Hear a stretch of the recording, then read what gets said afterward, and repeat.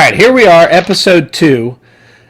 I'm gonna try to avoid screaming into the mic this time.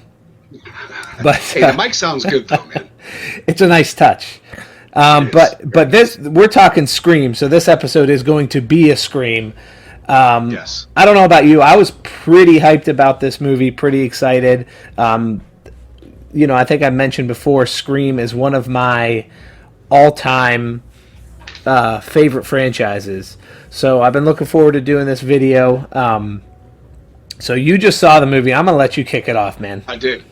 It was cool to see Ghostface back on the big screen. And the cool thing is I got my notes this week, so I'm ready to go. All right. Let me start off with a fun fact that I'm sure you caught because you're like me. You catch everything. So the main character, Samantha, right? Mm-hmm. Her name is Samantha Carpenter, right? Yep. So we know that's a nod to John Carpenter, of course, right? Yes. But if you think about it, she's Billy Loomis's daughter, so her name is actually Sam Loomis. Yeah. That's good. That's super smart. It's a nice little thing they threw in there. Always love the Halloween references, and they've been very consistent about that throughout the series, which is really cool. Yes. Well, you remember Rose McGowan in the first one? She said, "What is this, like a Wes Carpenter movie?" Wes Carpenter, right. And then, by the way, folks, before we move any further, I feel like I need to do this. Probably should have done it last week before we talked Halloween Kills, but that's been months previously. But spoilers ahead. It's been a couple weeks since the movie came out. I think at this point in time it's safe. One thing you'll learn about us, we don't like to spoil movies when they're fresh, and we certainly want to give you a warning. So if you've not seen the movie and don't want to be spoiled, stop the video now, go see it, and then come back and watch this. Okay, now that that's out of the way. Stop it before it starts. Stop it before it starts, because I just gave a big spoiler. Oops. Sorry about that. That's true. It'll be in the notes. So always read the disclaimers. The main character, and I forget, one of the main characters, Judy Hicks' son, who I don't know the guy's name. We'll just call him Clay from 13 Reasons Why. His name is Wes. So it's I really appreciated that. Again, these are the things you come to expect with a Scream film, and I thought that they did a good job carrying that legacy forward. Right. Well, you said it best when you saw it. You didn't give me any kind of spoilers. The only thing you said to me was, "I think you'll like it, but you'll notice that Wes Craven didn't direct it." Yes. And you're right. Yeah. You see that he didn't direct it. Obviously, we know he's passed, but the people that did do the directing, I think, did a really good job and paid homage to him big time. Oh yeah, it's not a knock on them either. It's more of a, I don't think I could have done. I don't know who could have done a better job. It was with good. it. I mean, you're not gonna recreate the magic that Wes Craven had. No. It's just not going to happen. I mean, and when you think of Wes Craven, you think of this this massive resume he has. Arguably the most successful horror director of all time. With all due respect to John Carpenter, he's my favorite when it comes to Halloween. But I mean, Wes Craven, Nightmare on Elm Street, The People Under the Stairs, Last House on the Left, The Hills Have Eyes, the Scream franchise. And there's a lot of hidden gems in there, and I know I'm missing some big ones here. So a lot of ones, I think, to me, that are so underrated, and I love it. I don't know if you remember this one, but Deadly Friend. I love that movie. Mm-hmm. I think it's great. But so many movies, like you said, of his that I really enjoyed. Really do kind of get Red Eye swept under the rug. Right, Red Eye was good one. Cursed was a fun werewolf movie. I mean, for a guy who never wanted to be known as a horror director, and Wes was very much, I don't want to be the horror director. I don't want to be the horror guy, so to speak. He was. Right. He was just that good. So obviously I knew going into this I was very concerned, but I thought they did a good job considering. And the Scream movies have always been movies that make fun of the horror genre and itself. Mm-hmm. They really do. Like they make fun of the movie in the movie. Yeah. That's what Scream has always been. And this one pretty much continued that. not to like make anybody mad by saying this, but it was your average Scream movie. There really Yeah. wasn't a huge change. The storyline was no different. No, it was. It carried on as a Scream film. Yeah, yeah, in which it checked all the boxes. This is what you wanted. You know, going into it, there's always that fear that they're going to try to reinvent the wheel, and you know, I was hyped going into it. There were things that I didn't like so much that maybe I wish they would have done different. I wish we would have had a more stereotypical Scream soundtrack with some of the classic Scream songs. They kind of added some of it in. I did like when the scene where the guy was taking the piss by the wall and his car started up. Yes. And you heard Red Right Hand. Yeah. Like, I love that song from the original Me Scream. too. Me too. It sets. Absolutely love that. It fits the mood. So, I mean, I wish they would have kind of utilized that a little bit more. I wish they would have utilized some of the original soundtrack stuff a little more. But again, these guys are making their own movie. I thought it was really cool to see Stu's house back in the film. Yeah. Because a lot like the Myers house, it's a character. Yep. It's a character, Yep, you're right. and I almost wish they would have done more with it.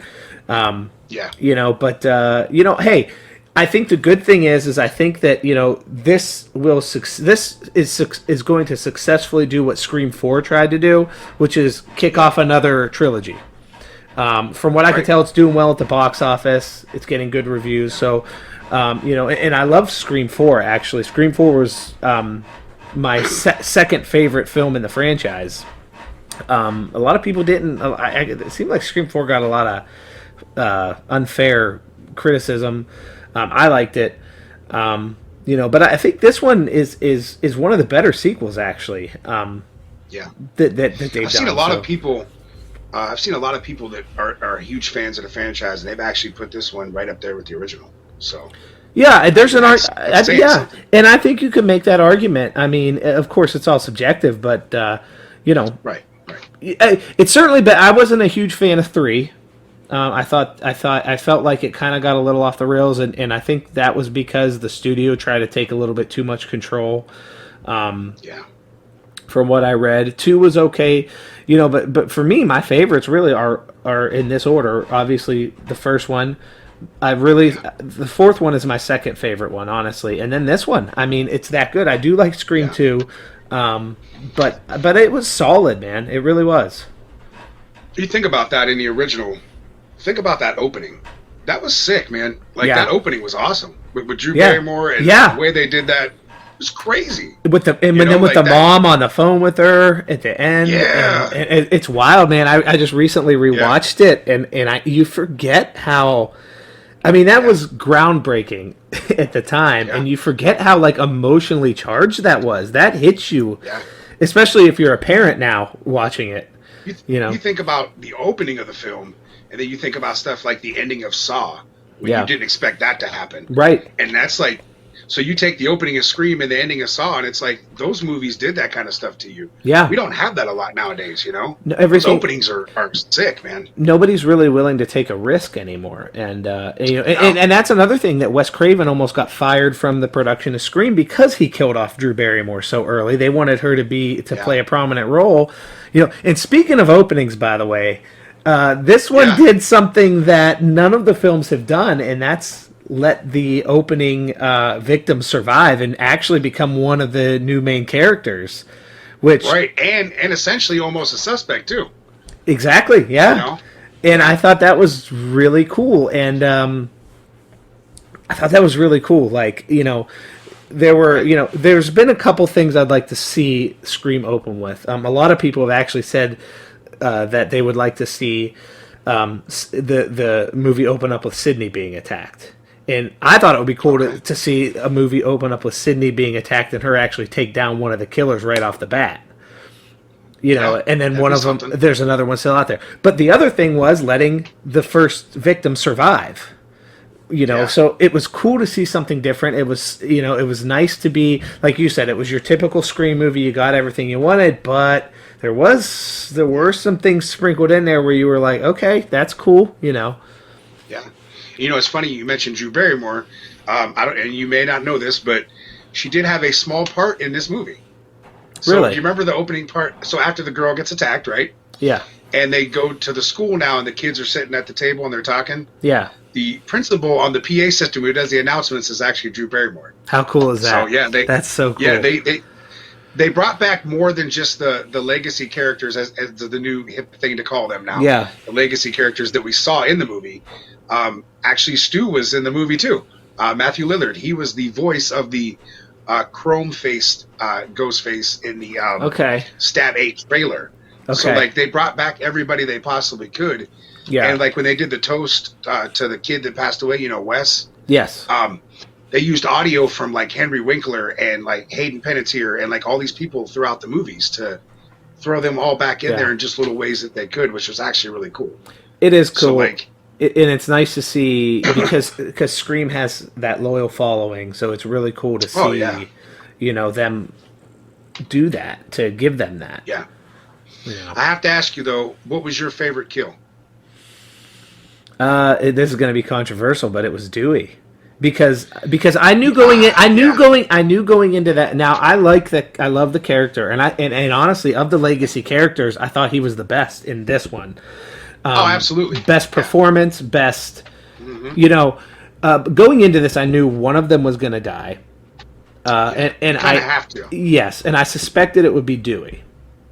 Yeah, I'll tell you what. To piggyback off of what you said, I think this was actually his best performance in one of the Scream movies. Honestly. I agree. I think his character was like, his character is what everybody wanted Tommy Doyle to be in Halloween Kills. Yes. Yeah, it was. That's what it was. That's what it was. Yeah, he knocked it out of the park. You got to give props to David Arquette there because. And if you really think of that character, when you go from the first movie, he was just this goofy Barney Fife type deputy who's thrown into, small town deputy who's, spent his career writing parking tickets, now all of a sudden thrown in the middle of this, all the way up until now, and it's messed him up, almost like a Laurie Strode situation, and now he's this mess, and it's, his... And and the thing is if you're gonna kill off a beloved character like that, you have to give them a worthy death, and they did. It was. He had his hero moment. Yeah, yeah, and that's what he needed. Right. Now we talked about this, and the only thing that bothered me about that is when they do reveal our killers later. A 90-pound, and this is no offense to women before anyone would get mad about me saying this at all, because women are very strong, so I'm not saying this in a bad way. However, when we find out one of our killers is a 90-pound female who took 3 shots to the chest and then got up like it was nothing and then basically gutted Dewey from front to back, it's not very believable. Now, I know it's a movie.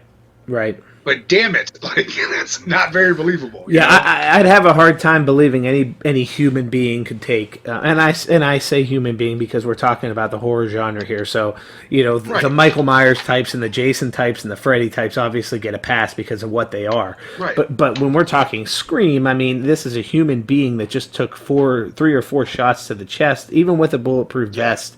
You're going to have broken ribs. You're going to have trouble. You're not going to be able to breathe. You're down. I mean, alive but down. But, willing to let it slide because they did such a good job. And here's another thing. They kind of gave away who one of the killers was in that scene. If you're kind of paying attention, because Jenny and I were in the theater and we kind of talked about this because... Well, first of all, earlier in the movie, Dewey had basically said the love interest. You should always look at the love interest. Yeah, and that's why I think everybody. I immediately when Dewey said that, I was like, well, it's definitely him then. Yeah, but then they try to throw you off. They try to throw you off, but then he gets to the hospital, and if you're paying attention, he looks at her and she said, "How did you know to come here?" And she said, "Your sister told me to come." But then when he's on the phone a couple minutes later with her sister, she says something along the lines of, "Oh, are you at the hospital?" Like she doesn't know. So like they gave it away right there. You had to really be paying attention.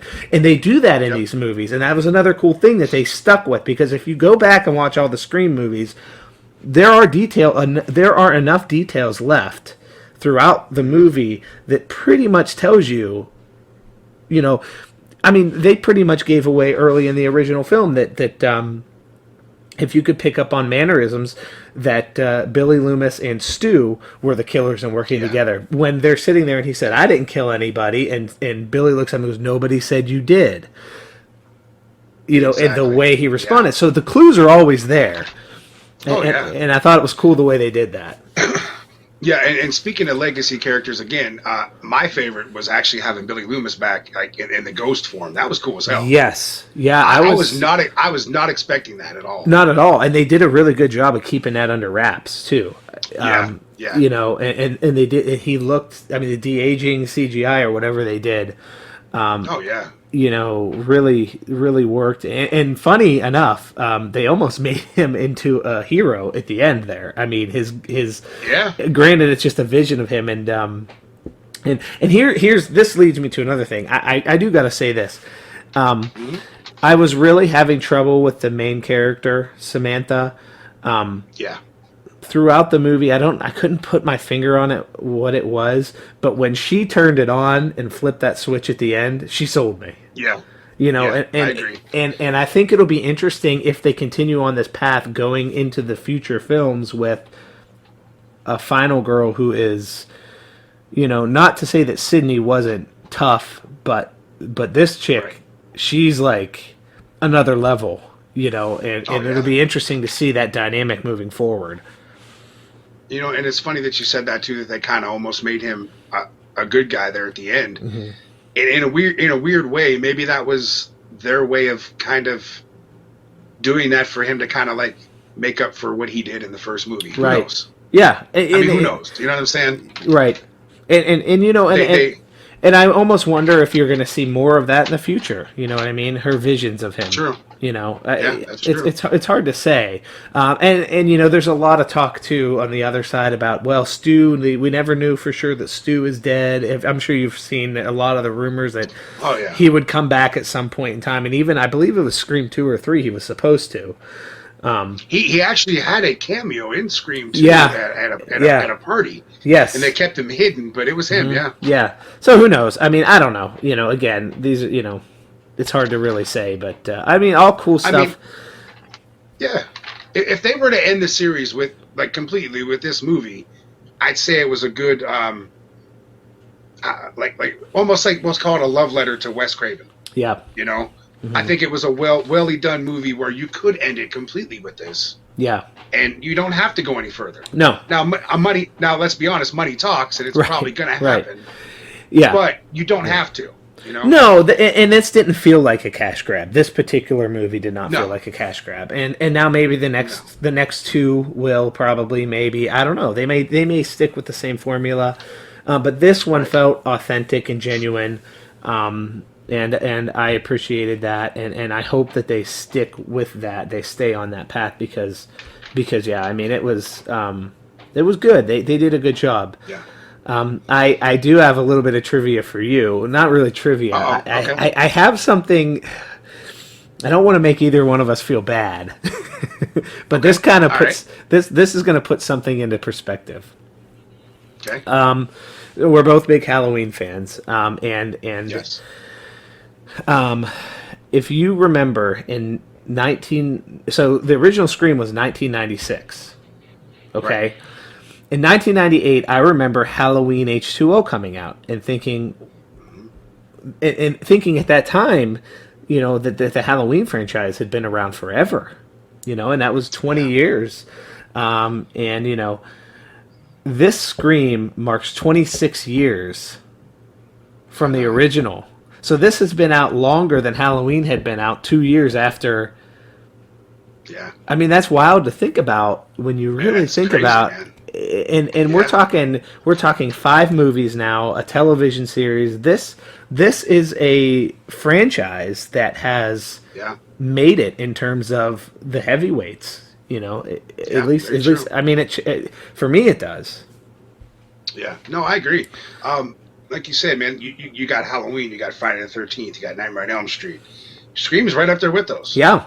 Saw kind of came in and made itself a franchise. Now, I don't think the new one, no, I'm just going to say no on that one. But like even Hellraiser and stuff. Now a lot of those movies fell off after the third one. Let's be honest. But it's still a franchise, It is. But no, Scream does sit right up there with those, man. It really does. And it's been, for the most part, and something that's been pretty high quality. From a lot of people didn't like the TV series. I actually enjoyed a lot of that for what it was. I actually liked it too, but where they lost me was where they left us hanging on that one, and then they went completely a different route, and I was like, wait. It was so good, It was. They left us hanging on so much. Yeah, and the last one wasn't as strong as the first, but unfortunately, and I had high hopes actually when they did that I Know What You Did Last Summer series, which I thought was terrible. Yeah, I haven't watched that yet, but I've heard nothing but bad about it. It's but yeah, I mean, I feel like the franchise is really in a good spot. It's in good hands. I think that we're going to get more. I don't know how much more. I don't know how much more you can get out of it. Right. But it's reinvigorated, and when you think about it now, being 26 years later, think about how Halloween benefited from being introduced to a whole new slate of fans 20 years later. Since then, we've had H2O, we've had Resurrection, the 2 zombie movies, and now we've had 6 more movies, counting Halloween, H2O. So if this does for the Scream franchise, who knows what you can be looking forward to. It seems like they've been trying to get this thing back on track for a number of years now, and maybe they finally have. Oh yeah, absolutely. For me, I think, and I have to ask your opinion on this too. As far as the newer characters in this one, for me, the only likable character in this newer one, really for me, was Jamie's niece. I thought she was cool. Because it was like having him back in the movie, Yeah. She was just like him. Yeah. And I thought that was cool. As far as my kill, I thought that was really creative. Was when they had Sheriff Hicks on the phone, and he was telling her that he was going to kill the son. Yes. Man, she speeds back home. She goes to run up to the porch, and boom, he catches her before she gets there. Yeah. That was clever, man. It was really clever, and I didn't see it coming. Neither did I. I did not. Honestly, I thought for sure that he was going to kill the kid, and she was going to find him. I didn't think they'd kill her off either. You're right. I didn't think that so was either. A good one, because the way he just popped out of that bush and did it right in broad daylight in the front yard. Oh yeah, yeah. I mean, somebody saw that. Somebody had to see that. Yeah. Happen, Yeah. Well, and I don't even think the kid ended up calling 911. Did he? She radioed. She radioed for help. That's how the cops got there. Yeah. He was still setting up dinner and stuff, and then he opened the door, and then boom, turn around, and he got it. It was like, damn. That was a lot of crazy, man. She was a character from 4 that everybody really liked. I didn't think that they'd kill her off, and he's kind of a well-known actor now, and I thought maybe they'd keep him around, but like nobody's safe in these movies. No, absolutely not. So that's the thing, yeah. I mean, nobody's safe. So very good. And I'm very sure you cool saw stuff. the small little nod that had the street sign that said Elm Street in there too, right? I know. Did you catch that one? I didn't catch that, but yeah. But of course, they showed like a wide shot of the street and a little sign said Elm Street. I was like, okay, see, I see what you did there. Of course, right, they had to throw that. Yeah, every chance. Oh yeah. Yeah. Well, they're again, it's something they're so good at. When I think of, here's a question: what's your favorite kill in the franchise? You know what? I got to go with the Drew Barrymore one, because that was it was something that you didn't see happening and you didn't expect it, and was like, holy shit, what a way to start off this movie. Yeah. I think I agree with that. But there's another kill that happened in Scream 4 that was absolutely. That was interesting because I felt like it was a callback to when Glenn was killed in Nightmare on Elm Street. Is when they're watching the girl getting killed across the street and the blood's all over the room, and they say, don't look. That was an interesting kill to me too because of that. Yes. So there's been a lot of Elm Street nods. The janitor named Fred in the first one and stuff like that. Yeah. I love that. Damn kids. What? Oh, not you, Fred. Oh, okay. and played by Wes Craven, too, which is the best part. Yeah. That was him, yeah. So, just good stuff, man. And we are vastly approaching 30 minutes again, if you can even believe it. Man, I tell you what, time flies when you're talking some fun horror movies, man. I know. I mean, so I think overall for what it was, I give it a thumbs up. It's definitely one I will watch again because I know there's a lot that I want to pick up on that I missed. And I'm optimistic about what's coming next. Really, right.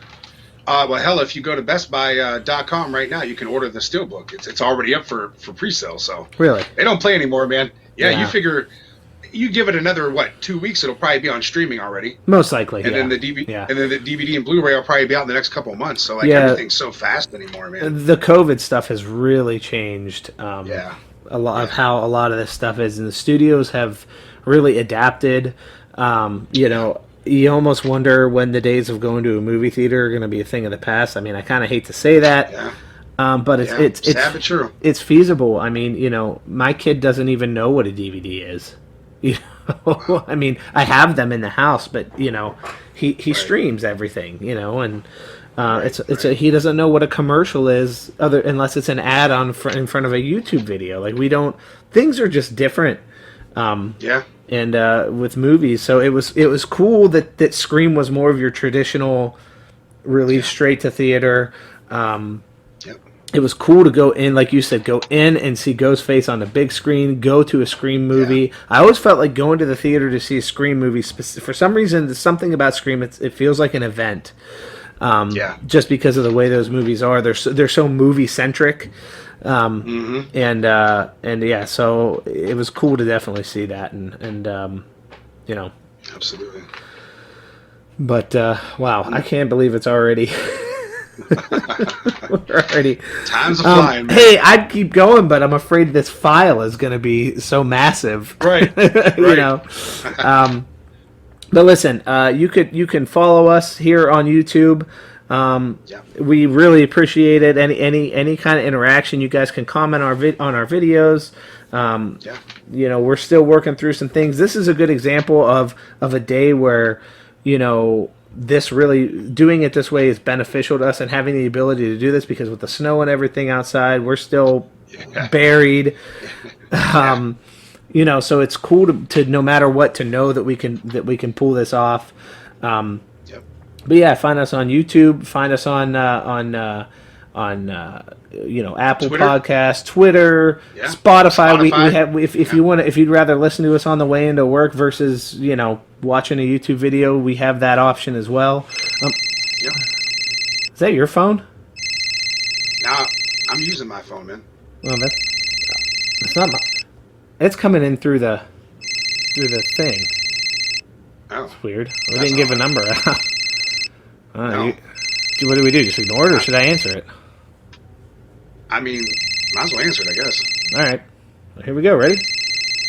Yeah. Hello? Hello. Who's this? Who's this? Hey, man, we're wrapping up a show. Can I call you back? A show? What kind of show? What? Wow. So, it's horror, guys. We talk about horror movies. What's your favorite scary movie? Halloween. If you know us well enough, definitely Halloween. Yeah. Oh, Michael Myers. Oh, Okay. I like that one. Yeah. It's scary. Yeah. Hey, listen, man. I gotta go. You We're hang kind up of on busy. me, and I'll get you like a fish. What the hell was that? Dude. All right, that's weird, man. Talk about Lord, what? Well, you good? Hey, wait a minute, man. No, somebody's ringing the damn doorbell, man. All right, hold on. I'll be right back. All right, I'll be right back. Hold on, wait. Now my phone is ringing. Hello? I told you not to hang up the phone. What? What the hell? I gotta, dude. Are you all right? I better call him. His phone's being used. I can't. What? What just? What the hell? Listen, guys, I don't know what that was all about, but I think we better end this, and